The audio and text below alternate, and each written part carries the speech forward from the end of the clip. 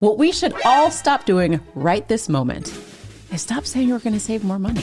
My name is Carmen. And I'm Darius. And welcome to the Wealth Nation channel, where financial freedom isn't just a dream, it's a reality. Now, the reason why Carmen said we need to stop saying we're going to save money, we need to actually do it.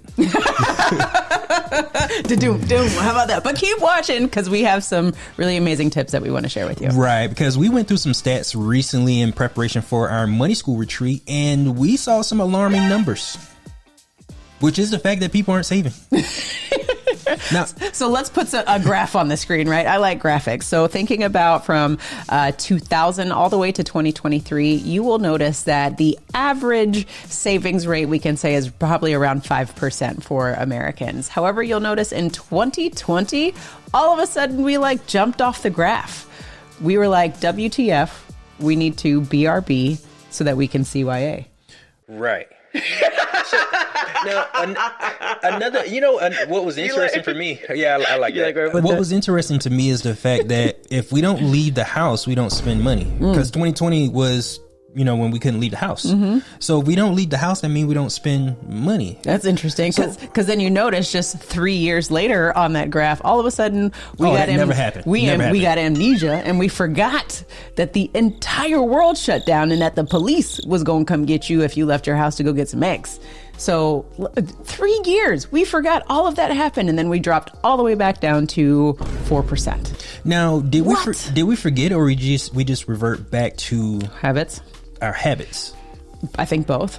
And we see that not just with 2020, but any financial crisis, there's some type of adjustment, and then we forget that it actually happens. Like, let's say the stock market crashes. The stock market could crash tomorrow, and the following year, everybody's back doing the same thing they were doing prior to the crash. Yeah, it's funny how that Or real happens. estate, 2008. Mm-hmm. Now we're back to doing what we've been doing. Not to that extent. It's changed. Slinging variable rates. But still, we're in a situation where there could be some type of correction, because we went back to doing the same thing that we've been doing. Mm-hmm. And we can see that with our savings when we think about 2020. Mm-hmm. That was a drastic change, or a drastic adjustment that we had to overcome. But then we went back to doing what we've been doing, which is spending money and only saving 4.7%. Yeah. Now, here's a interesting idea, Wealth Nation. Go with me on this. Is what if we completely just revolutionize the word saving and the process of what we think saving is? Because typically, I would say in our society, when we think from a definition standpoint, saving is the money that's left after you pay all your bills, or the money just that sits dormant. And that's not the sexy stuff that you want to necessarily be associated with your money, right? You want to be making it rain somewhere. So why don't we, instead of talking about savings, why don't we call it cash flow? Why don't we call it opportunity? Because I think if just the name changed, I think our ideology and our actions around what we're actually doing with our money would be a little bit different. I don't know. Challenge me on that. Let me know in the comments what you think. If I opened up my bank account and it said cash flow account, I'd be like, how am I going to get some cash in this cash flow? Right. You know what I mean? But when I see a savings, when I open up my bank account, I'm like, Well, the definition of saving is a verb, and like you said, it's what you have left over, what you have left over after you've saved. After you spent, yes. Right. Now that money has to lay dormant in order for it to be considered savings. Yes. Now what we know that isn't happening, or there's no way of making money by having your money sit dormant. So I like the idea of cash flow, because it suggests that your money's continuously moving and not being dormant. Mm-hmm. And it puts a different spin or connotation on the idea of what you have left over after you spent your money, which in most cases is not much, 4.7%. And then that money has to sit there, which isn't how you actually got the money. No. How we got the money is how we're going to use the money. Exactly. We're going to keep it in motion, because we had to create that energy. Money is currency. Currency has to stay in motion. Has to stay in motion. Now, here's a thought, Wealth Nation. What if there was another system where you could plug into and put your savings into another environment where it could make money for you? It could provide other benefits and other services. Would that be of value to you? And if that's the case, then definitely click on the link below, because we can help you with that. But let's talk through that, right? Okay. Because I think what we're always thinking about is just, or what we're not thinking about is what other things are out there for us, right? Because everybody has the same accounts, everybody has the same thing, so I'm gonna just stay over here because everybody has this one thing. What Carmen's referring to is comparing traditional banking to the action of banking, comparing traditional banking to the action of banking. Because when we think about traditional banking, what we do is when we get paid, the money goes into our bank account and we pay for all our bills, and whatever left over, that's what we consider savings, or that's what we move over to our savings account. When we should be thinking about switching this around a little bit, because by a traditional bank, we see the writing on the wall, the fact that our income is more beneficial to the bank than it is us, because we're direct depositing in their system, in their account. Boop, every 2 weeks, there it is. So the alternative would be to deposit our money someplace else, like by banking or a whole life insurance policy. Not putting all of your money into a whole life insurance policy, but just going with me for a second. Because with this, what you have is you have the cash value growth of a whole life insurance policy, and the cash value growth of a whole life insurance policy is basically money that builds naturally inside of a traditional dividend paying whole life insurance policy, which we can use to buy assets. Now, the only thing that's changed in these two situations is the vehicle or the company in which we're using. The insurance company versus the bank. Now, where does a bank store their money? Actually, Darius, in insurance. Go figure. So what if we just skip? It's called BOLI, bank-owned life insurance. Bank-owned life insurance. You can look it up. So what if we just skip the process of putting our money with the bank and put it with where the banks put their money? Skip the line. And operate in the same vein, in the same verbs, in the same adjectives, in the same actions. Yeah, and the idea, like once we got hip to the game, was really, again, just opening our mind to having other opportunities or other things that we can put in our pocket and save for later, as far as just like really understanding what's happening and how we can continue to utilize our income in different ways and place it in different ways. And this was really alarming to us to recognize that banks use life insurance. And from a consumer standpoint, we always kind of looked at life insurance as like this thing that you do because your mom says that you should get it because you need to be responsible, but not thinking about the asset that it can truly become and the tool that you can use it to be to protect your family and also to create an asset from it. So these are things that we're always trying to teach our clients and our family about, because it's so important for you to just kind of wake up, get woke to what's around you, what's happening, especially as it pertains to financial products, because you are working every single day to create an income. And if you can just be more strategic with your income and how you're using it, that's going to significantly change the trajectory of what you can do as far as elevating your savings, elevating your cash flow. Because like what we started in the beginning of this video was all about how can you stop talking about saving and actually doing it. And the tip that I was saying essentially was just like, let's stop thinking of it as a savings account, because who wants to celebrate that? Like, let's celebrate cash flow, because that's really what your savings is supposed to do. It's supposed to create cash flow for you. But we have the wrong conception of what we think savings actually is. We think savings should be this emergency fund that should protect us in case we have emergencies. And don't get me wrong, savings can actually do that. And it can be so much more if you prioritize putting more of your income towards paying yourself first, what we talk about all the time on the Wealth Nation channel, so that you can leverage that money to create assets so that those assets can bring money back to you. And that's where we start having conversations as far as replacing my income, funding your retirement. All of these conversations start to evolve and blossom once there is cash flow available to have these conversations. Right. I really think these conversations are had because people look at this from an individual standpoint.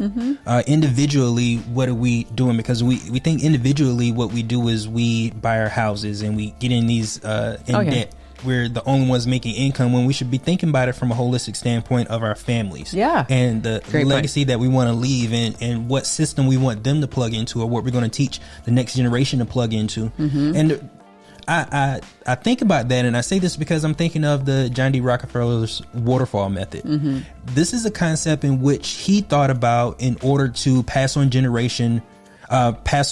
wealth from generation to generation. Totally. what we are discussing when we think about savings and what we're doing individually, we're not thinking about generational wealth. No. And when we start thinking about generational wealth, we start thinking long term and differently about how we use the finances that we have access to, because we're thinking long term instead of in the moment. Mm-hmm. So a lot of people don't save money because they're thinking in the moment.